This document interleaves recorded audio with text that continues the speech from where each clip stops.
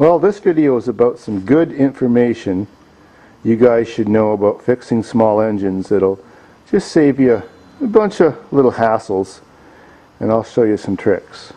First off, getting off your lawnmower blade. Sometimes the nut is really tight. Well, most of the bolts have a 9/16 head, but that's not important. The first trick is, if it doesn't want to come off easy before you strip the corners off, is beat it hard lots of times with a hammer. Then try again. The second trick is, instead of using a 9/16 socket, use a 14mm socket. It is slightly smaller and will grip a little bit better. Good luck. Next is the compression.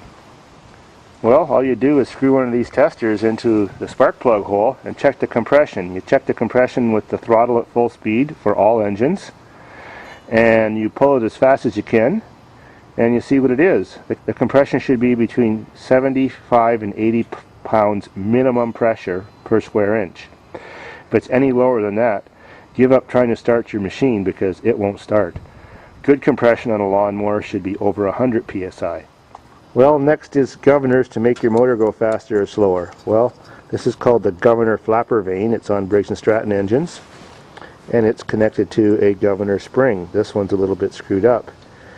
But the spring gets lazy as years go by and stretches a little bit.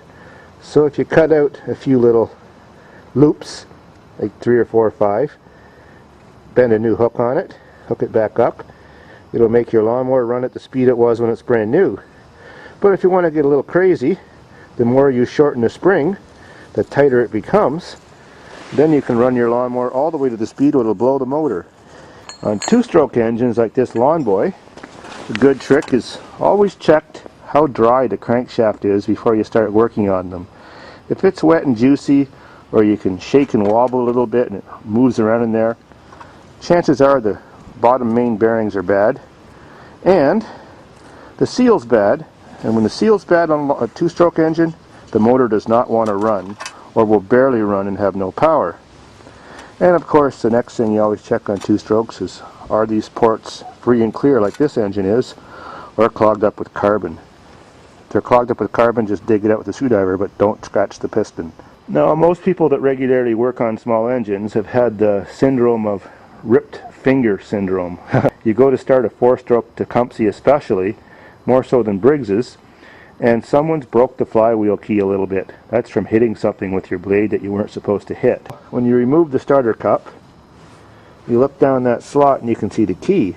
Well, even if that key is only a little bit broken, but usually not, it's usually moved right over and the slots don't line up, that'll cause the thing to spark at the wrong timing. It'll throw off where the magneto is synchronized to top dead center on the piston for when it's supposed to fire the spark, and it'll fire it too soon, and that kicks the piston down backwards, and of course when that happens it rips the pull cord right out of your fingers and it hurts like hell.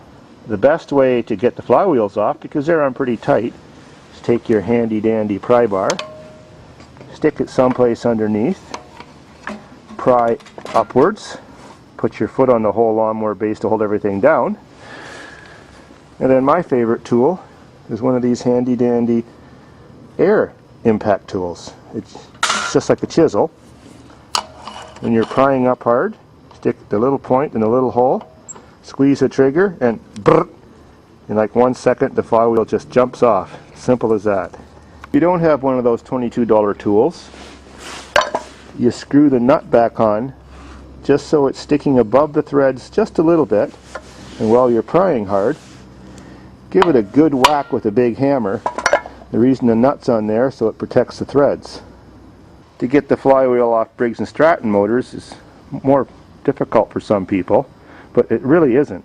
They just don't have an ordinary nut like these engines do. They have this ratchet thing. Well, this ratchet thing screws on. This one's already loose.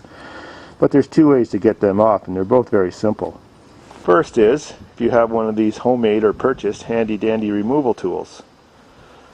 I have some wheel nuts welded on here, and that gives me 2 gaps, and the gaps fit over those bumps.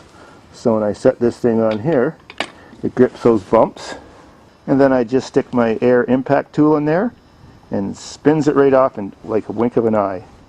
Well, if you don't happen to have one of those wonderful tools, it's still really simple. Get an open end wrench, hook it on the bump like that, and hit the other end of your wrench with a hammer. These things are always right-hand thread, so they just spin off counterclockwise. You can even use a piece of pipe. Just put a piece of pipe or a steel bar on one of those bumps and beat the end with a hammer. It spins these things right off. Now the trick is when you put them back on, always lubricate that little shaft. It may need sanded if it looks kind of scorched and burnt, and it may need oiled, and don't use motor oil. The best kind of oil to use to lubricate those shafts is automatic transmission oil or very light sewing machine oil or something like that. If your Briggs & Stratton is running fine, but then all of a sudden while it's running for just a short period of time it makes a big screeching sound and then stops dead and looks like it's going to pull the pull cord right back inside the motor, that means that the shaft hasn't been sanded and oiled. And then it gets a lot of friction and gets hot in there, and it seizes up for a second just after it's done screeching, and you end up with this problem. To fix that problem, you don't even have to remove the ratchet. You just remove the top cap by prying on it with a little screwdriver, and you'll see the bearings in there. You just pull this thing off, maybe stick some sandpaper down there, sand it out a little, sand the shaft like I just said. And there's actually a felt pad in the hole in the end that absorbs the oil we were just talking about. It doesn't matter if any oil gets in here, that's not important. What is important is this whole area is very clean and dry, but no grease ever on here. Those ball bearings are your ratchets that catch on those bumps. If you do have to end up replacing the flywheel key that's in there, like you can see over there, never use a steel key. Use an aluminum one like the ones that came out. If you use a steel key, yeah, technically it works fine, but if you hit something again, it will damage the slot in your steel crankshaft, and that's not good. And secondly, it will very often split your flywheel right in half, and that's bad.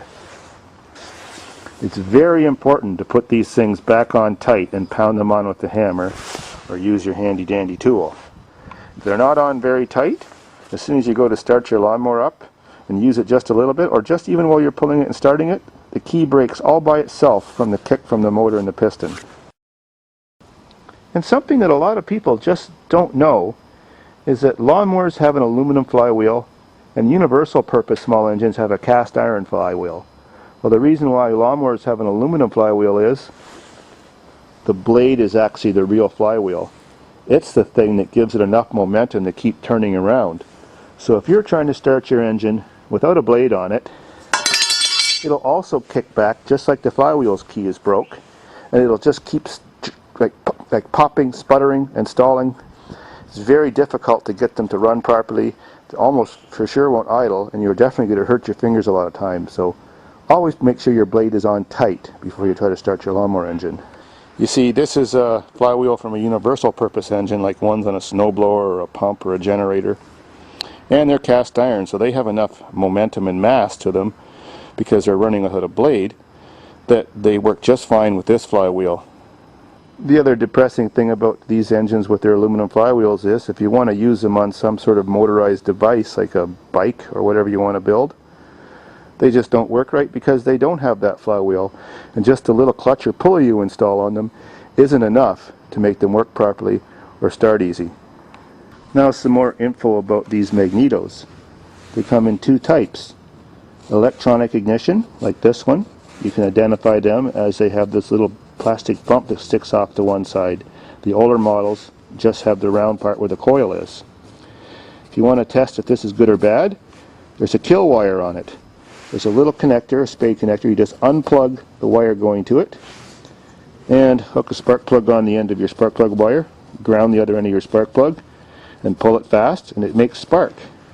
If that kill wire is disconnected, it turns this thing on. So sometimes the system isn't working because the braking system kill is shorted out, or the kill wire is rubbed a hole through or someplace else, and the off and on system is defective. So that's your one way you'll always know if this is good or not. You can't interchange these, except you can put the newer ones on the old engines. So if you have a spare electronic ignition coil, and you have an older engine that you don't want to fix the points of condenser on, Just snip the wires going to it. Forget it even exists underneath the flywheel. These things just fit right on perfectly. And that's it. Just hook the kill wire to it, and you convert your pre-1982 engine to the newer style. It's very dependable. Another good piece of info is knowing what a shorted spark plug is. This particular spark plug would not let the machine start up. I just changed it.